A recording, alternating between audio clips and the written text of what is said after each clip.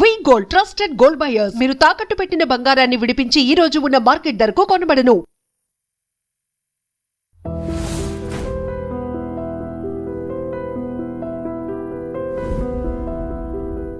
నమస్తే, నేను Kavitha. Welcome to I dream news and నిజాలు. 4 రాష్ట్రాలు, ఒక కేంద్రపాలిత ప్రాంతానికి ఎన్నికలు జరిగాయి, ఫలితాలు కూడా వచ్చాయి. అందులో అత్యంత ఆసక్తికరంగా అందరూ చర్చించుకుంటున్నటువంటి 2 రాష్ట్రాలు, ఒకటి తమిళనాడు, ఒకటి వెస్ట్ బెంగాల్. తమిళనాడులో సీఎంగా విజయ్ ఎవరి మద్దతుతో ప్రమాణ స్వీకారం చేయబోతున్నాడు అనే దాంతో పాటుగా వెస్ట్ బెంగాల్లో ఎవరు సీఎం అవుతారని. బట్ ఇంతకు మించినటువంటి జరగాల్సినటువంటి ఇంకొక చర్చ, విజయ్ వెనకాల అంత విజయం రావడానికి చేసినటువంటి కృషి ఏంటి, ఎలాంటి కారణాలు ఉన్నాయి అనే దాంతో పాటుగా మమతా బెనర్జీని ఓడించడానికి బీజేపీ ఎలాంటి వ్యూహాన్ని రచించింది, బెంగాల్లో ఎలా ఎంటర్ అయింది. మనతో పాటుగా ఉన్నారు సీనియర్ జర్నలిస్ట్ సురేష్ కొచతిల్ గారు. సార్ నమస్తే. So that was huge. ఎవరు ఎక్స్పెక్ట్ చేయలేదు, అన్ప్రెడిక్టబుల్గా అనిపించింది అనుకున్నప్పుడు. జస్ట్ మై యాక్సిస్ ఇండియా వాళ్ళు మాత్రమే దాన్ని ప్రెడిక్ట్ చేశారు. 90 నుంచి 120 మధ్యలో, అంటే ఒక ఆన్ డాట్గా చెప్పుకోవచ్చు. ఎక్సెప్ట్ మై యాక్సిస్ ఇండియా, ఎవరు కూడా చెప్పలేదు విజయ్ గురించి. అక్కడ ఇంత మ్యాసివ్ హ్యూజ్ విజయం ఎలా వచ్చింది? బట్ ఇంత అయినప్పుడు కూడా అరే అక్కడి దాకా వెళ్ళామే, మనం అది రావట్లేదే మనకు అని ఒక ఫీల్. సీఎంగా అవడానికి ఒక అడుగు దూరంలో ఉంటే ఎవరు హెల్ప్ చేస్తారని మీరు అనుకుంటున్నారు? చాలా ఈజీ యాక్చువల్లీ, దాంట్లో పెద్ద ప్రాబ్లం లేదు. ఇప్పుడు ఆల్రెడీ కాంగ్రెస్ని ఇన్వైట్ చేశారు. కానీ కాంగ్రెస్ ఒక ప్రాబ్లం ఏంటంటే, ఒకసారి వాళ్ళు విజయ్తో వెళ్ళిపోతే వాళ్ళకి 5 ఎమ్మెల్యేలు ఉన్నారు ఇప్పుడు. ఒకటి, వాళ్ళు ఇండియా అలయన్స్ నుంచి డిఎంకే బయటకు వెళ్ళిపోతారు. That's very very clear. అది కాంగ్రెస్ ఇంకా పెద్ద ప్రాబ్లం కాబోతుంది రేపు ఈ 5 సీట్ల కోసం. ఇంకోటి, ఈ మిగతా వాళ్ళు కమ్యూనిస్ట్ పార్టీ 2 సిపిఐకి 2 సిపిఎంకి 2 దాంతో పాటాల మక్కలకి వచ్చి వాళ్ళకి 4 సీట్లు 5 సీట్లు ఉన్నాయి. వాళ్ళందరూ కలుపుకుంటే అయిపోతుంది. మధ్య 118 ఇస్ రిక్వైర్డ్, 108 ఉంది. 10 సీట్లు ఇంకా ఎక్స్ట్రా కావాలి, 10 ఎమ్మెల్యేస్ కావాలి. అది వచ్చేస్తారులే, నాట్ అన్ ఇష్యూ. కానీ ప్రాబ్లం అది కాదు. ప్రాబ్లం అక్కడి నుంచి ముందుకు వెళ్తూ విజయ్ని ఒక ఇన్ఎక్స్పీరియన్స్ పొలిటీషియన్గా ఆయన స్టేట్ ఎట్లా పరిపాలిస్తారు, అది ఒక పెద్ద ఇష్యూ కాబోతుంది. అది నిన్న కూడా బహుశా చెప్పుంటాను నేను. ఎన్టీ రామారావు గారు తెలుగుదేశం పార్టీని తయారు చేసి తీసుకొచ్చిన, ఆయనకి ఇదే ప్రాబ్లం ఉండే. సడన్గా ఇట్ బికేమ్ వెరీ ఎమర్జ్ అయింది పార్టీ. స్లోగా జరగలేదు. విజయ్కి అట్లీస్ట్ 2 సంవత్సరాల నుంచి ఆయన చేస్తున్నారు, కానీ ఎన్టీఆర్ గారికి ఆ టైం కూడా లేకుండే. బట్ ఆయన ఏం చేశారంటే, ఆ టైంలో చంద్రబాబు నాయుడు గారిని బ్యాక్ రూమ్ బాయ్గా పెట్టుకున్నారు. అండ్ నాయుడు గారు మొత్తం చక్రం అంతా తిప్పారు ఆయన. అది పొలిటీషియన్స్ ఉండొచ్చు, ఆయన కలవడానికి వస్తున్న వాళ్ళు కానివ్వండి, బ్యూరోక్రాట్స్ ఉండొచ్చు, సెంట్రల్ గవర్నమెంట్తో ఉన్న లియాజన్ ఉండొచ్చు, ఇదన్నీ ఆయన చాలా బాగా కోఆర్డినేట్ చేశారు. నడిమిట్లో మీకు తెలిసి ఉంటుంది, అది కూడా ఒక క్రైసిస్ జరిగింది. రామ్లాల్ గవర్నర్ అప్పుడు ఆయన్ని అన్సిట్ చేశారు. నాడేలా భాస్కర్ రావు ఆయన యూఎస్కి వెళ్ళినప్పుడు, సర్జరీకి వెళ్ళినప్పుడు ఒక పెద్ద గేమ్ ఆడారు. ఇదంతా జరిగింది. సో ఎన్టీ రామారావు గారు చేసిన అదే అది విజయ్ కూడా చేయాల్సి వస్తుంది.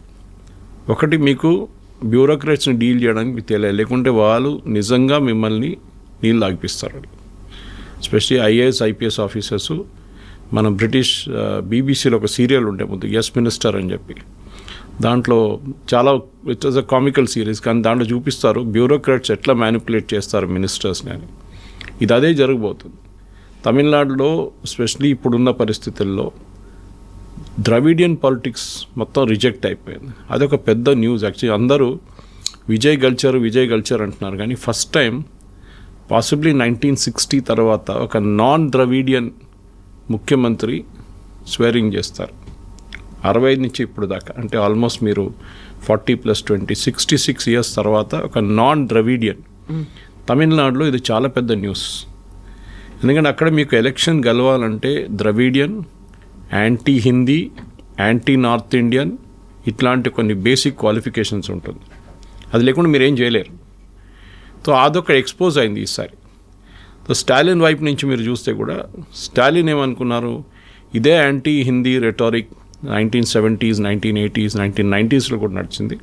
అదే ఇప్పుడు కూడా నడిపిద్దాం. 60s నుంచి స్టార్ట్ అయింది యాక్చువల్లీ. అప్పుడు కాంగ్రెస్ పరిపాలిస్తున్నారు సెంట్రల్ గవర్నమెంట్. కానీ ఈసారి అది క్లిక్ కాలేదు. మీరు చూసుంటారు, ఉమెన్స్ రిజర్వేషన్ బిల్ తీసుకొచ్చినప్పుడు పెద్ద ప్రొటెస్ట్ చేశారు, బ్లాక్ షర్ట్ వేసుకున్నారు, ర్యాలీలు తీశారు ప్రతి సిటీలో. అది ఎక్కడ పనికిరాదు. ఇన్ఫాక్ట్ నల్ల చట్టాలు అన్నారు అప్పటికి, కొల్తూరు నల్ల చట్టం అదే అన్నారు. కొల్తూరులో ఓడిపోయారు, ఆయన ఓన్ కాన్స్టిట్యున్సీ నుంచి ఓడిపోయారు. ఆలోచించండి. అఫ్కోర్స్ మమతా బెనర్జీతో కూడా జరిగింది అనుకోండి భవానీపూర్లో, కానీ తమిళనాడులో అది ఎప్పుడు అన్థింకబుల్ అంటాం ఇంగ్లీష్లో, జస్ట్ నాట్ పాసిబుల్. దానికోసం మన అందరు చేసిన తప్పు. చాలామంది నిన్న జరిగిన కొన్ని చర్చలు యూట్యూబ్లో వచ్చినప్పుడు దాని కింద కామెంట్ నా మీద చేశారు.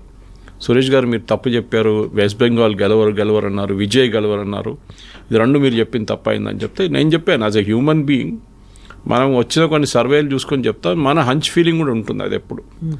Okay, that first time politician, first time ఒక యాక్టర్ వస్తే ఇట్ కెనాట్ సక్సీడ్ అని చెప్పి ఒక నార్మల్ సెన్స్ ఉంటుంది. అది ఆయనకి ఇన్ఫ్రాస్ట్రక్చర్ ఉండదు, పార్టీ కాడర్ ఉండదు. ఇది ఏం లేకున్నా కానీ ఎట్లా గెలిచారు అనేది పెద్ద ఒక ప్రశ్న.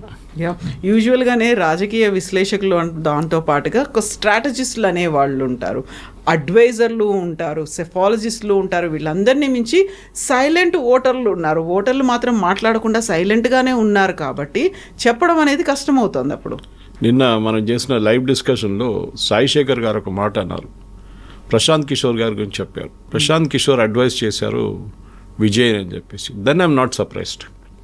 ప్రశాంత్ కిషోర్ అడ్వైజ్ చేశారంటే డెఫినెట్గా ఆయన స్ట్రాటజీ వైజ్ అనేది ప్లాన్ చేసుకుని, చాలామంది ముఖ్యమంత్రులను ఆయన హెల్ప్ చేశారు ఆన్ ద వే. మనకు తెలిసిందే జగన్ కానీ, దానికన్నా ముందు డిఎంకే స్టాలిన్ కానివ్వండి, మమతా బెనర్జీ కానీ, మళ్ళీ కాంగ్రెస్ వైపు అక్కడ వెళ్తే అఫ్కోర్స్ అమరీందర్ సింగ్తో రిలేషన్షిప్ బాగా లేకుండే, సో బయటకు వచ్చేసారు ఆయన. సో చాలా చోట్ల ఆయన అడ్వైస్ చేసి సక్సీడ్ అయ్యారు కూడా. ఫెయిల్ అయిన కేసెస్ కూడా ఉంది మన దగ్గర. సో ప్రశాంత్ కిషోర్ ఆయనకి ఇచ్చిన అడ్వైస్ ఉంటుందంటే ఎస్, ఒక కార్డర్ బిల్డప్కి ఆయన ఆ సజెషన్స్ ఇచ్చి ఉంటారు, ప్రతి బూత్లో ఇది జరగాలి అది అని చెప్పేసి. అది మనం పాసిబ్లీ మనం ఇక్కడ కూర్చొని హైదరాబాద్లో కూర్చొని దాని ఇంపాక్ట్ మనకు తెలియకపోదు. కానీ అక్కడ వెళ్ళిన దగ్గర కూడా నేను మాట్లాడాను.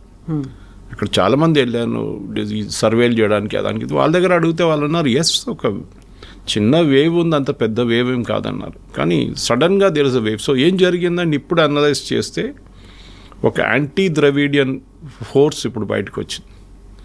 అది పాసిబ్లీ తమిళనాడు పాలిటిక్స్ని ఇంకొచ్చే 200 సంవత్సరాలు చెప్పలేము కానీ ఫార్ ఎవర్ మార్చేస్తుంది.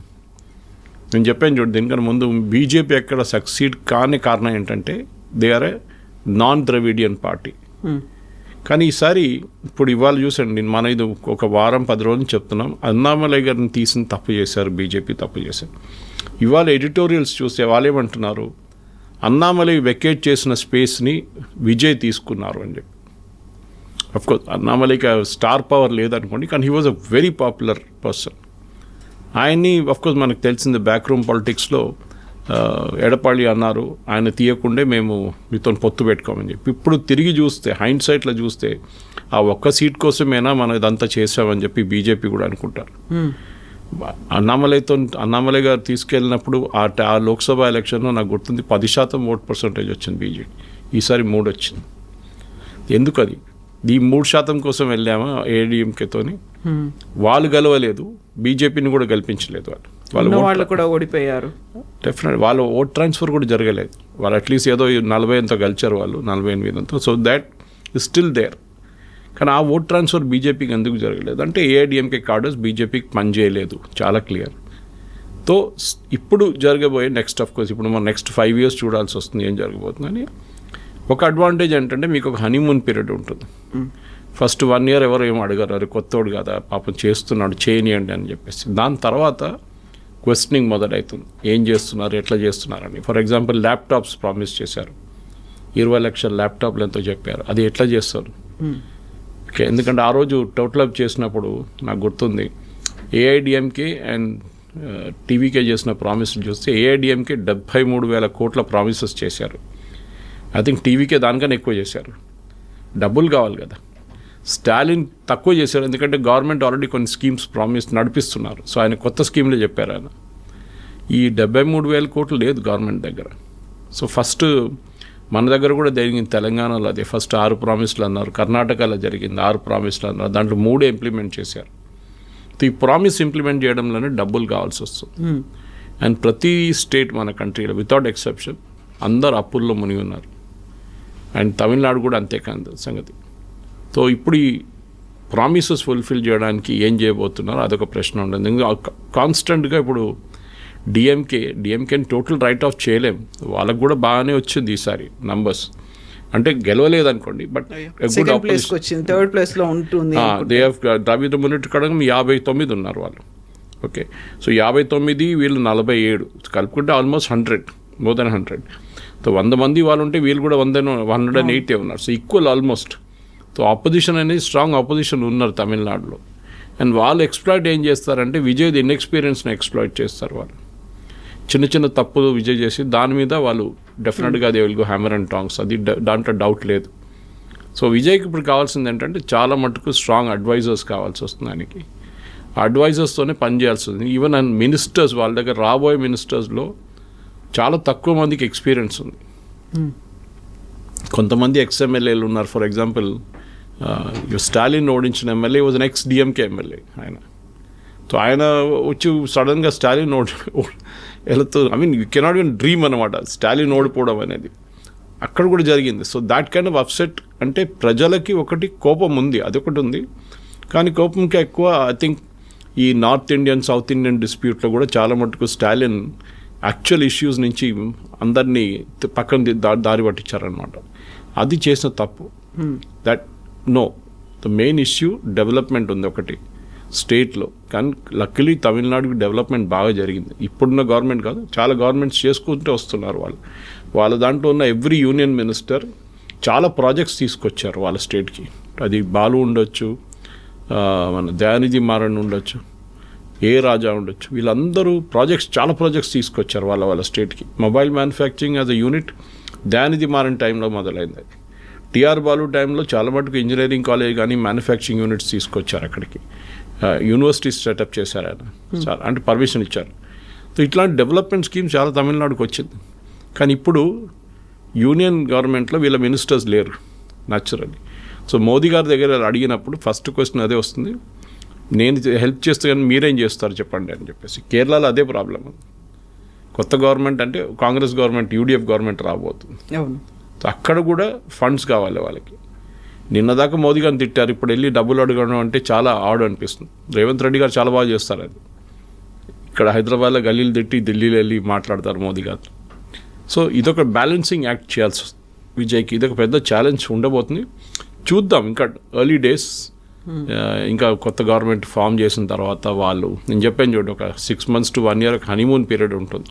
ఆ టైంలో ఎవరు ఏం అడగరు, అన్నీ చాలా బాగా అనిపిస్తుంది. దాని తర్వాత యాక్చువల్ ప్రాబ్లం, ఒక కొత్త పెళ్ళి అయిన తర్వాత రీకన్సిలేషన్ ఉంటుంది చూడు, అప్పుడు దాంట్లాగా అయిపోతుంది ఇది కూడా అనమాట. సో ముగ్గురు సీఎంలు ఓడిపోవడం అనేది, పినరాయి విజయన్ ఓడిపోయారు, స్టాలిన్ ఓడిపోయారు, మమతా బెనర్జీ ఓడిపోయింది అనుకున్నప్పుడు అక్కడ గవర్నమెంట్స్ పడిపోవడం వేరుంటుంది, అక్కడ ఉన్నటువంటి ఎమ్మెల్యేలు మా సీఎంని ఓడించడము అనేది. అంతలా యాంటీ ఇన్కంబెన్సీ వచ్చి లేకపోతే సరికొత్తగా వేవ్ రావాలి అనుకున్నారా, ఒక మార్పు రావాలనుకున్నారా? ఇక్కడ కూడా టీవీకే వస్తుంది అని అంతగా అనుకోలేదు సార్. వాళ్ళు సైలెంట్గా ఉందేమో, ఓట్లు వేస్తుంటారేమో. కానీ బెంగాల్లో కూడా చూస్తే అక్కడ ఒక క్లియర్ డివిజన్ అనేది కనిపించింది. వర్టికల్గా కావచ్చు, హారిజాంటల్గా కావచ్చు, ఇవన్నీ కనిపించింది. పోలరైజేషన్ విపరీతంగా అయింది. ఇక్కడ కూడా సనాతన ధర్మాన్ని మీరు వ్యతిరేకించారు కాబట్టి ఓటమి అనేది ఉంది. అక్కడేమో హిందూ పోలరైజేషన్, అక్కడ క్లియర్ డివిజన్ అనేది వచ్చినప్పుడు ఏవి కీ ఫ్యాక్టర్గా కనిపించాయి అసలు? పినరాయి విజయన్ ఎలక్షన్ ఓడిపోలేదు, హీ హస్ వన్. వాళ్ళ పార్టీ ఓడిపోయారు అంతే. వేరే స్టాలిన్ అండ్ మమతా బెనర్జీ వాళ్ళ సీట్లు ఓడిపోయారు, వాళ్ళ పార్టీ కూడా ఓడిపోయింది. కేరళలో ఆఫ్కోర్స్ ఎల్డిఎఫ్, ఇప్పుడు కమ్యూనిస్ట్ అనేది ఒక పార్టీ లేరు ఇప్పుడు భారతదేశంలో ఎక్కడ కమ్యూనిస్టులు.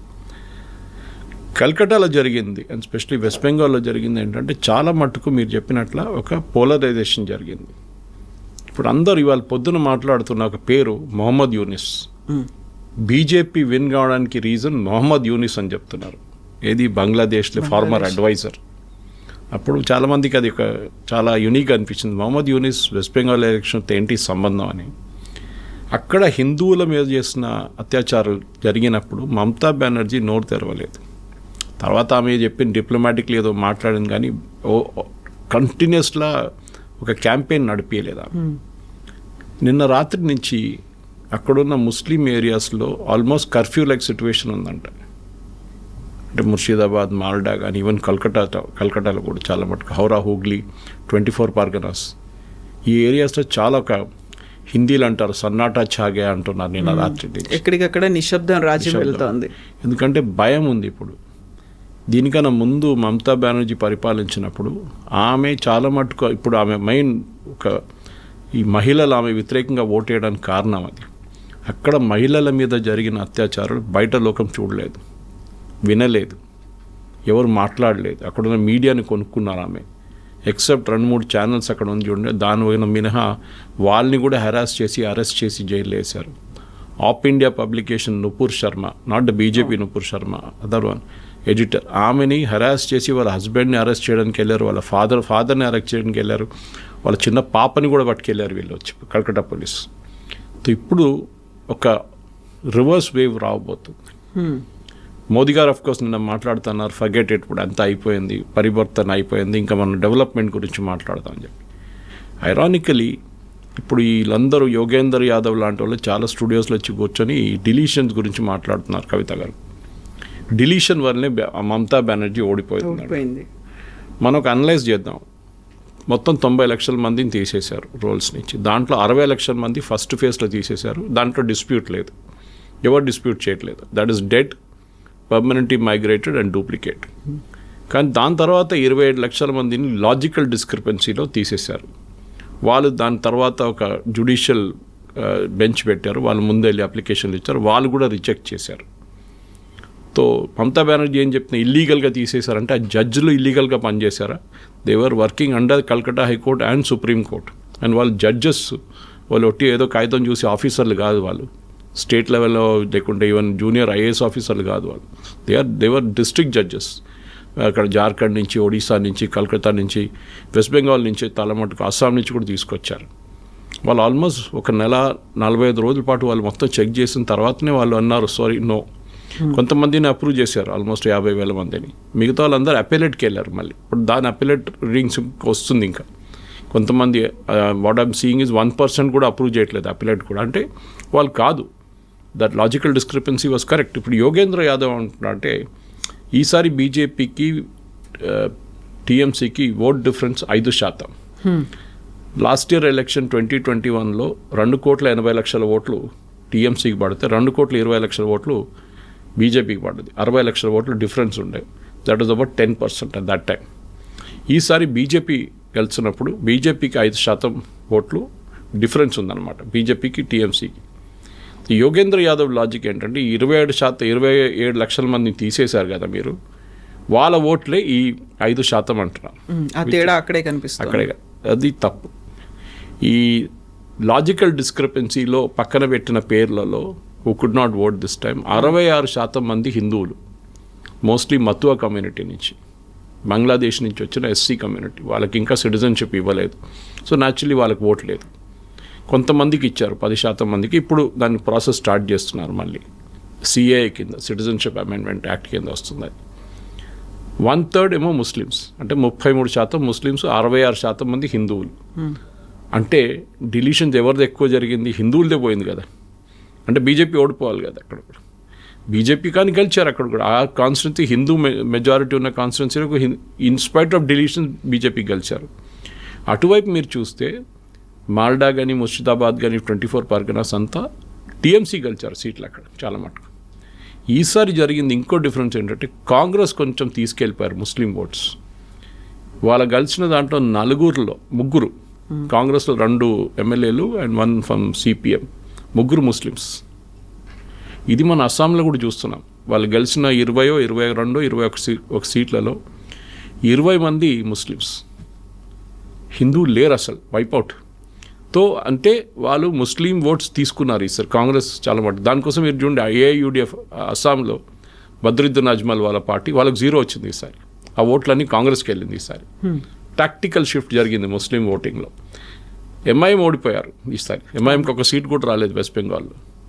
అంటే వాళ్ళు ఎన్ బ్లాక్ షిఫ్ట్ అయిపోయారు. మమతా బెనర్జీ నుంచి చాలామంది ఓటేశారు, ఒక 60%, ఒక 40% లేకుంటే ఒక 30% మంది కాంగ్రెస్కి, సిపిఎంకి వేశారు.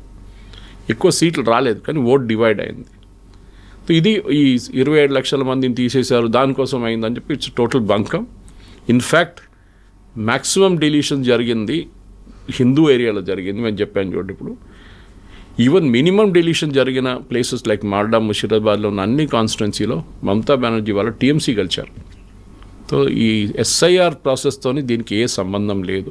కానీ మొదలుపెట్టారు ఆల్రెడీ ఏడుపు. ఈ బీజేపీ మ్యానిపులేట్ చేశారు, ఎలక్షన్ కమిషన్ వాళ్ళు తోడున్నారు అని చెప్పేసి అని మొదలు ఇప్పుడే దాని రాహుల్ గాంధీ కూడా ఐఎమ్ సపోర్టింగ్ యూ అని ఇంకా వస్తుంది ఇప్పుడు ఓట్ చోరీ అది ఇది అని చెప్పి. కానీ ఈసారి ఓట్ చోరీ ఎక్కువ చెప్పలేము, ఎందుకంటే అది ఎస్ఐఆర్ ప్రాసెస్తో జరిగింది ఈసారి. గతంలో అయితే ఇలా గెలిచినప్పుడల్లా ఈవీఎంలను హ్యాక్ చేశారు అనేది వచ్చేది, బట్ ఇప్పుడు మాత్రం ఓట్ చోరీ జరిగింది అనే దాని మీద ఫోకస్ పెట్టారు. ఈవీఎంల గురించి అసలు మాట్లాడట్లేదు. లేదు, ఈవీఎం డిస్ప్యూట్ లేదు ఇప్పుడు ఈసారి. ఇన్ఫ్యాక్ట్ మీరు వెస్ట్ బెంగాల్ కన్నా ముందు మన బీహార్లో ఎలక్షన్ జరిగినప్పుడు అక్కడ కూడా ఎస్ఐఆర్ జరిగింది. అక్కడ కూడా ఆల్మోస్ట్ 68 లక్షల మందిని తీసేశారు ఓటర్ లిస్ట్ నుంచి ఆ టైంలో. ఈ 68 లక్షల మంది తీసిన 10 టాప్ కాన్స్టిట్యుయెన్సీస్ మీరు తీసుకుంటే మోస్ట్లీ సంతాల్ ఏరియా, ఆ ఏరియాలో వస్తుంది, ముస్లిం మెజారిటీలో నార్త్ బీహార్. అక్కడ ఏఎంకి ఒక సీట్ వచ్చింది, మీకు గుర్తుంటుంది, 4 సీట్లు వచ్చినాయి and 1 seat went to RJD. The top 5 అంటే మ్యాక్సిమం ముస్లిం ఏరియాలో ఉన్న డిలీషన్ జరిగిన దాంట్లో కూడా ఎంఐఎం 4 సీట్లు గెలిచారు, ఆర్జేడీ 1 సీటు గెలిచింది. వాళ్ళు ఓడిపోవాల్సింది కదా, అక్కడ జరగలేదు. Next fight that 6 to 10 top deletion జరిగిన ప్లేస్లో ఆ 5 సీట్లు ఆర్జేడీ గెలిచారు. బీజేపీకి 1 సీట్ రాలేదు అక్కడ. సో 10 సీట్లో బీజేపీకి 1 సీట్ కూడా రాలేదు, in spite of maximum deletions in that area ఎస్ఐఆర్లో. సో దాంతో తెలిసిపోతుంది ఈ పెద్ద క్యాంపెయిన్ మమతా బెనర్జీ కానీ వీళ్ళందరూ నడిపించింది ముస్లిమ్స్ని తీసేస్తున్నారని. కాదు, తీశారు, దానికి ప్రూఫ్ ఉంది. వాళ్ళు డాక్యుమెంట్ సబ్మిట్ చేయలేదు, ఆ డాక్యుమెంట్ రిజెక్ట్ చేశారు. వెస్ట్ బెంగాల్లో అయితే నేను చెప్పాను చూడండి, జ్యుడిషియల్ ప్రాసెస్ కూడా ఉండే. కానీ ఇప్పుడు వెస్ట్ బెంగాల్లో బేసిక్లీ జరిగింది ఏంటంటే, మీరు ఇండస్ట్రియల్ ఏరియా చూడండి, మైనింగ్ అండ్ మ్యానుఫ్యాక్చరింగ్ ఉన్న పాత ఇండస్ట్రియల్ ఏరియా చాలా మటుకు బంద్ అయిపోయింది. అక్కడ మ్యాక్సిమం ఓట్లు బీజేపీకి పడ్డది ఈసారి. అంటే వాళ్ళకు డెవలప్మెంట్ అని కావాలి. చాలా చూసుకున్నాం ఈ పాలిటిక్స్, బోర్ కొట్టేసింది. ఇప్పుడు వీ వాంట్ డెవలప్మెంట్. మా దగ్గర ఇండస్ట్రీస్ లేదు, మా పిల్లలంతా బయట వెళ్తున్నారు, బయట పని చేస్తున్నారు, మాకు ఇక్కడే ఇండస్ట్రీస్ పెట్టండి. ముందు ఎట్లా ఉండే బెంగాల్ అట్లని తీసుకురండి. బీసీ రాయ్ టైంలో కానీ సిద్ధార్థ్ శంకర్ రాయ్ టైంలో కాంగ్రెస్ ఆ టైంలో పరిపాలించిన అదే డెవలప్మెంట్ మాకు కావాలని చెప్పేసి. కానీ ఈ సిపిఎం వాళ్ళు దాని తర్వాత మమతా బెనర్జీ చేసిన సింగూర్ అజిటేషన్ కాకుండా వెస్ట్ బెంగాల్ని ఒక పాజిటివ్ దానికోసం మోదీ గారు చూడండి, ఆయన డెవలప్మెంట్ గురించే మాట్లాడారు అక్కడ. బీజేపీ లోవర్ రంగ్లో హిందూ పోలరైజేషన్ నడిపించారు, కానీ ప్రైమ్ మినిస్టర్ లెవెల్లో మోదీ గారు ఒక బ్రాడర్ పిక్చర్, పక్కన అస్సాం చూడండి ఎంత బాగా డెవలప్ చేస్తున్నారు, ఎన్ని బ్రిడ్జ్లు కట్టారు, ఎన్ని ప్రాజెక్ట్స్ లాంచ్ చేశారు, semi conductor manufacturing unit start చేయబోతున్నారు. ఇదంతా అక్కడ జరిగితే ఇక్కడ ఎందుకు జరగట్లేదు అని చెప్పేసి. సో బేసిక్లీ పరివర్తన్ అండ్ ఏం చెప్తారు, ఒకటి ఉద్యోగాలు, ఇంకోటి ఈ కొన్ని మటుకు మమతా బెనర్జీ కూడా వీళ్ళు 1500 ఇస్తాను, మేము 3000 ఇస్తాం మహిళలకి. కానీ ఈసారి మహిళలు మమతా బెనర్జీ వ్యతిరేకంగా ఓటేశారు ఇన్స్పైట్ ఆఫ్ ఆల్ దట్. మనం ఎప్పుడు చదువులేని మహిళల్ని మనం అనుకుంటా వీళ్ళని డబ్బులు పెట్టి కొనుక్కోవచ్చు, పెద్ద పనేం లేదు, మన దగ్గర కూడా జరుగుతుంది అది. కానీ ఒక్కొక్క టైం బీహార్లో జరిగింది, సేమ్ థింగ్ హ్యాపెన్. బీహార్లో కూడా ఓటింగ్ ఎక్కువ ఉండే మహిళలది మెన్ కన్నా, ఇక్కడ కూడా అదే జరిగింది. మమతా బెనర్జీ ఈ మహిళల్ని ఇంగ్లీష్లో you take it for granted, వీళ్ళు ఎక్కడికి వెళ్తారు, ఏం ఓటేస్తారు, నాకే ఉంటారు, అది తప్పు చేశారు. ఈసారి మహిళలు డబ్బులు చూడలేదు, మాకు ఎంత ఇస్తారని చూడలేదు. ఎప్పుడు అడ్వాంటేజ్ స్టేట్ గవర్నమెంట్కి ఉన్న ఇన్కంబెంట్ స్టేట్ గవర్నమెంట్ అంటే రూలింగ్ చేసిన స్టేట్ గవర్నమెంట్కి అడ్వాంటేజ్ ఉంటుంది, ఎందుకంటే వాళ్ళు వేసే డబ్బులే ఈ మహిళలకు వస్తుంది. స్టాలిన్ గురించి అది కూడా అన్నారు, స్టాలిన్ ఎలక్షన్ ముందు డబ్బులు ట్రాన్స్ఫర్ చేశారు, అందరూ అన్నారు అయిపోయింది గెలిచేశారు. స్టేట్ గవర్నమెంట్ ఎంప్లాయీస్కి విపరీతంగా ఆయన శాలరీ హైక్ ఇచ్చారు, బోనస్ ఇచ్చారు, కానీ అప్పుడు కూడా ఓడిపోయారు. సో ఈ ఫ్రీబీ కల్చర్తోనే గెలుస్తామని చెప్పిన ఒక కాన్సెప్ట్ని బహుశా ఈ ఎలక్షన్ కంప్లీట్గా స్మాష్ చేసేసింది. ఫ్రీబీతో సంబంధం లేదు, ప్రజలు డెవలప్మెంట్ కోరుకుంటున్నారు, పర్ఫార్మెన్స్ చూస్తున్నారు. హిమంత బిశ్వ శర్మ 64 నుంచి ఆల్మోస్ట్ 102 సీట్ల దాకా తీసుకెళ్లాలంటే, అంటే దాంట్లో బీజేపీ ఒక 10 సీట్లు తీసేస్తే బీజేపీ టాలీ ఉంటుంది అనమాట, 90 వస్తుంది రీజన్లో. ఎందుకు అంటే అది న్యాచురల్లీ అక్కడ అస్సాంలో వాళ్ళు కూడా చూస్తున్నారు స్టెబిలిటీ. ఎందుకు గౌరవ్ గొగోయ్ ఓడిపోయారు, మనం దాన్ని మర్చిపోయాం, ప్రాస్పెక్టివ్ చీఫ్ మినిస్టర్, అది కూడా పిసిసి చీఫ్ అక్కడ. అండ్ హీస్ వాళ్ళ father Tarun Gogoi was ex chief minister, అంటే ఒక పెద్ద పొలిటికల్ ఫ్యామిలీ, ఆయన ఓడిపోయారు. తో ఒక అంటారు భగవాన్ జబ్ చేతా పూరా చాఫడ్ ఫాడ్కే దేతా అంటారు హిందీలో, ఇస్తున్నాడు మొత్తం ఇచ్చేస్తాడు భగవంతుడు, లేకుండా ఏమి ఇయ్యాడు మాకు అసలు. సో ఈసారి అదే జరిగింది. సో మీరు కేరళ పక్కన పెడితే కేరళ వాజ్ ఎక్స్పెక్టెడ్. నేను చాలా మన డిబేట్ కూడా చేశాను దాని గురించి. ఒక మార్పు వస్తుంది. కేరళలో ఎప్పుడంతే ఒకసారి యూడిఎఫ్ రూల్ చేస్తే next time LDF, next LDF, మళ్ళీ యూడిఎఫ్. కానీ లాస్ట్ 2 సార్లు పినరాయి విజయన్ గారు రూల్ చేశారు. కానీ ఆయన వ్యతిరేకంగా ఉన్న ఏం చెప్తారు, ఒక యాంటీ ఎస్టాబ్లిష్మెంట్ కాకుండా ఆయన యాంటీ పినరాయి విజయన్ ఒక క్యాంపెయిన్ ఉండే. ఆయన కరప్షన్ కానీ వాళ్ళ కూతురు కరప్షన్ అంతా విసుకొచ్చేసారు అక్కడ. ఆయన అహంకారం ఇదంతా దాంతో పోయింది. So Tamil Nadu was unexpected, west Bengal was unexpected. ఈ 2 మిగతా అన్నీ మనం ఎక్స్పెక్ట్ చేసిందే జరిగింది అన్నమాట. అయితే ఇక్కడ 2 రాష్ట్రాల్లో 2 సరికొత్త ప్రభుత్వాలు, కొత్త పార్టీలు ఫామ్ చేస్తున్నాయి అనుకుంటున్నప్పుడు ఇప్పటిదాకా ఉంది ఉత్తరాది దక్షిణాది అనేటువంటి ఒక వివక్ష ఉంది అనే మాట స్టాలిన్ చెప్తూ వచ్చాడు. సో ఇక్కడ కొత్త ప్రభుత్వానికి కేంద్ర ప్రభుత్వం సహాయ సహకారాలు ఉంటుందా, వివక్ష లేకుండా ఉంటుందా, ఎలాంటి రిలేషన్స్ అనేవి ఉంటాయనే దాంతోపాటుగా వెస్ట్ బెంగాల్కి బంగ్లాదేశ్కి మధ్యలో ఉన్నటువంటి రిలేషన్స్, బయలాటరల్ రిలేషన్స్ ఎలా ఉంటాయి, ఇంపాక్ట్ అనేది ఎలా ఉంటాయి, ఇన్ఫిల్ట్రేటర్స్ గురించి మాట్లాడినప్పుడు ఫోకస్ అనేది ఎలా పెడుతుంది బీజేపీ అక్కడ అని? చాలా పెద్ద మార్పు రాబోతుంది, చాలా పెద్ద మార్పు. ఎస్పెషలీ ఒకటి internal security, next external security. మీరు national crime records bureau data తీస్తే కవిత గారు లాస్ట్ 5 సంవత్సరాలు తీసుకోండి, 10 అక్కర్లేదు, ఫర్ వెస్ట్ బెంగాల్ 5 సంవత్సరాలు తీసుకోండి. Number of rapes, murder, and these are reported report కానీ చాలా ఉంటుంది. ఇట్లాంటి చాలా మటుకు క్రైమ్లో one of the top states is West Bengal. అది మమతా బెనర్జీ అన్నిటికంటే నెగటివ్. అందుకే మహిళగా ఉండి, అండ్ దట్ ఫస్ట్ టైం మీకు గుర్తుంటుంది, వాళ్ళ టైమ్స్ ఆఫ్ ఇండియాలో ఫోటో కూడా వేశారు. ఒక మహిళని చంపేశారు, రేప్ చేశారని చెప్పి ఆమె 20 సంవత్సరాల ముందు పోరాటం చేసిన మహిళ ఈమె. అప్పుడు సిపిఎం పరిపాలిస్తున్నారు. వ్యతిరేకంగా కల్కట్టా రోడ్లో దిగి కొట్లాడి పోరాడి జస్టిస్ తీసుకొచ్చిన ఆమెకి, అమ్మాయి కోసం తీసుకొచ్చిన మహిళ మమతా బెనర్జీ. కానీ ఆర్జీకార్ ఇన్సిడెంట్ జరిగినప్పుడు ఆమె ఎట్లా బిహేవ్ చేశారు, ఆమె పార్టీ వాళ్ళు ఎట్లా బిహేవ్ చేశారు, వాళ్ళ ఎంపీ మహువా మొయిత్రా కానీ సాగరికా ఘోష్ కానీ ఎట్లా మాట్లాడారు మహిళల గురించి.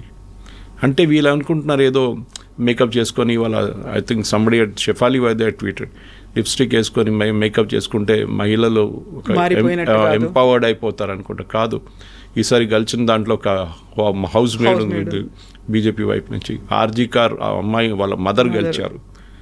ఇది చాలా ఇంపార్టెంట్. ఎందుకంటే కల్కటాలో అదొక పెద్ద ఇష్యూ ఉండే, వెస్ట్ బెంగాల్లో ఎస్పెషలీ, దట్ మహిళలకి సురక్ష లేదు, మహిళలకి వాళ్ళ మీద అత్యాచారాలు జరుగుతున్నాయి అని చెప్పి చాలా మటుకు పెద్ద ఒక క్యాంపెయిన్ ఉండే బీజేపీది. ఈ అండర్ కరెంట్ మన ఎవ్వరు ఊహించలేదు, ఇంత పెద్ద అండర్ కరెంట్ ఉంటుందనేది. అది బహుశా అమిత్ షా గారికో మోదీ గారికి గుర్తుంటూ వాళ్ళు గెస్ట్ చేశారు బాగానే. అమిత్ షా గారు చెప్పారు నేను 2 వారాలు ఇక్కడే ఉంటాను. అప్పుడు మమతా బెనర్జీ చెప్పారు, గుర్తుంటుంది మీకు, 2 వారాలు 360 రోజులు ఉంటే కూడా మీరు గెలవరు ఇక్కడి నుంచి. డెరిక్ ఓబ్రైన్ నిన్న రాత్రి ఆ వీడియో నా ఫేస్బుక్లో రిపీట్ చేశాను నేను. మోదీ గారు చెప్పారు నేను 246 స్థానాల్లో కూడా నేనే క్యాండిడేట్ అని చెప్పారు. అది స్టాండర్డ్ డైలాగ్ మోదీ గారు. సో డెరిక్ ఓబ్రైన్ అడిగారు, అంటే మీరు ఓడిపోతే 4వ తారీఖు ఓడిపోతారు కదా, అప్పుడు మీరు రాజీనామా చేస్తారా అని అడిగి. ఇప్పుడు నిన్నటి నుంచి డెరిక్ ఓబ్రైన్ కనిపించట్లేదు, ఎక్కడ పోయిందో తెలియదు. సో వెస్ట్ బెంగాల్లో మీరు చెప్పిన దాంట్లో ఒకటి external security, especially border fencing చాలా పెద్ద ఇష్యూ కాబోతుంది. ఎందుకంటే మమతా బెనర్జీ దానికోసం ల్యాండ్ ఇవ్వకుండా సుప్రీంకోర్టు దాకా వెళ్ళారు. యూనియన్ గవర్నమెంట్ సుప్రీంకోర్టు ఆర్డర్ ఇచ్చారు మీరు ల్యాండ్ ఇవ్వాలని చెప్పేసి. ఫెన్సింగ్ జరగాల్సిందే. చాలా చోట్ల ఫెన్సింగ్ చేయలేము, ఎందుకంటే రివర్స్ సిస్టమ్స్ ఉంది. అక్కడ అమిత్ షా గారు ఒక ప్రపోజల్ పెట్టినప్పుడు పెద్ద గొడవ అయింది, పాములు ఇడిసేస్తాము, క్రాకడైల్ని ఇడిసేస్తాము నీళ్ళలో అని చెప్పేసి. అది పెద్ద వీళ్ళు ఏం చేశారు, అది చేస్తున్నారు చాలా దేశాల నడిమిట్లో.